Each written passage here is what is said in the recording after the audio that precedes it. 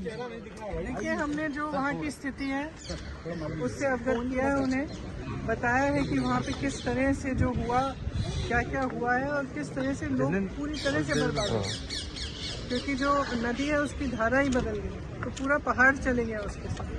तो यहाँ तक कि एक फोकस्ड एरिया में है नेचुरल डिजास्टर, लेकिन उसका जो इफेक्ट है बहुत ही ज़्यादा है और लोग पूरी तरह से, उनके पास कोई सपोर्ट सिस्टम नहीं बचा। लोगों के परिवार, लोगों के घर, उनके बिजनेसेस, पाठशालाएं, जो भी था सब बह गया। तो इस परिस्थिति में अगर केंद्र सरकार कुछ न करे तो लोग क्या उम्मीद रख सकते हैं। तो हमने अपील ये भी की कि राजनीति को परे करके जो मानवता के तहत, मानवता के आधार पर जो हुआ है, वहाँ के लोगों को, वहाँ के बच्चों को मदद की जाए।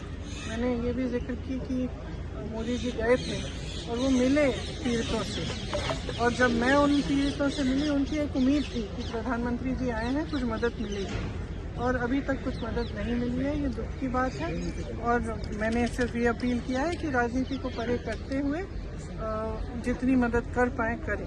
क्या भरोसा मैम, सरकार ने कोई आश्वासन दिया है? मैम होम मिनिस्टर ने क्या आश्वासन दिया, और आप लोगों ने प्रधानमंत्री से मिलने का समय मांगा था, क्या आगे पीएम से भी मिलेंगे?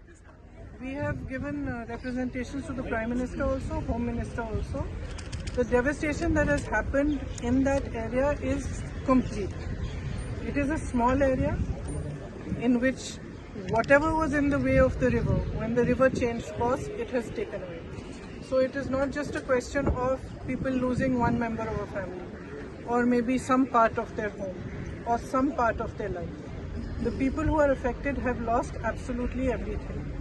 There are people who have lost every member of their family, young children. They have no support system.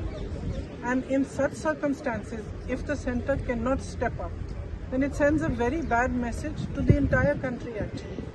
And especially to the victims. The Prime Minister visited, he met the victims. I personally spoke to them, and even after he met them, they expressed that now he has come, maybe we will get some relief from the center. 4 months have passed and that relief has not been forthcoming. So I have appealed to the Home Minister, and he's listened to us very kindly. I have appealed to him that we rise above politics and truly recognize the pain and the suffering that these people have gone through. Because the suffering is immense. As I said, there are children who have lost every single member of their family.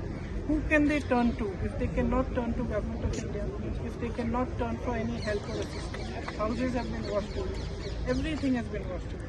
So it is just on behalf of all the MPs of Kerala, it was our appeal to them that they should consider this very seriously and be more forthcoming with the relief so that these people can rebuild their lives. Ma'am home minister ने क्या आप लोगों को कहा, और कल बताया जा रहा है कल शाम तक उन्होंने कहा कि कुछ डिटेल्स देंगे, क्या उन्होंने कहा है? कि जो किया गया है और जो हो सकता है, उन दोनों चीज़ों की डिटेल हमें कल शाम तक दे देंगे। तो हमने ये इच्छा व्यक्त की कि जितना भी हो सके वो कर पाए, करें, क्योंकि स्थिति वहाँ पे काफ़ी खराब है। Thank you.